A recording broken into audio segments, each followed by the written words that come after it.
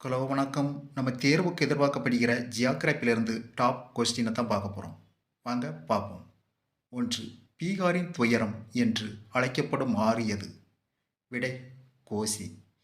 2. தென்னிந்தியாவின் மிக உயரமான சிகரம் எது? விடை ஆனைமுடி. 3. மூன்று பக்கம் நீரால் சூழப்பட்ட பகுதி எது? விடை தீபகற்பம். 4. பழைய வண்டல் படிவுகள் உருவான சமவெளி பகுதி எது? விடை பாங்கர். 5. பழவேற்காடு ஏரி எங்கு அமைந்துள்ளது? விடை தமிழ்நாடு, ஆந்திரா. 6. கங்கை ஆற்றின் துணை ஆறு எது? விடை யமுனை. 7. புதிய வண்டல் படிவுகள் எவ்வாறு அழைக்கப்படுகிறது? விடை காதர். 8. இந்தியாவின் உயர்ந்த சிகரம் எது? விடை காட்வின் ஆஸ்டின் கேட்டோ. 9.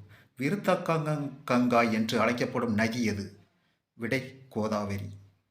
10. தீபகற்ப இந்தியாவில் பாயும் மிக நீளமான ஆறு எது? விடை கோதாவரி, 1465 கிலோமீட்டர்.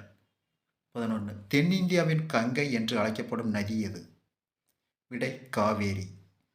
12. கங்கை நதி எந்த மாநிலத்தில் உற்பத்தியாகிறது? விடை உத்தரகாண்ட். 13. கிழக்கு நோக்கி பாயும் ஆறுகள் எவை?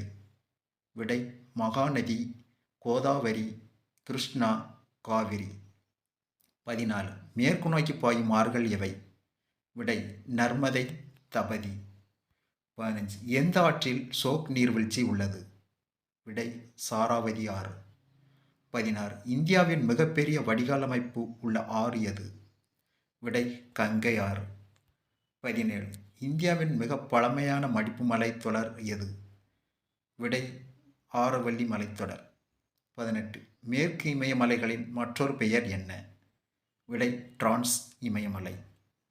19. இந்திய டேஸ் ஏரி இந்தியாவின் மிகப்பெரிய காயல் ஏரியாகும். விடை செலிக்கா. 20. செய்ப்பூர் அருகில் டேஸ் என்ற உப்பு ஏரி உள்ளது. விடை சாம்பார் ஏரி.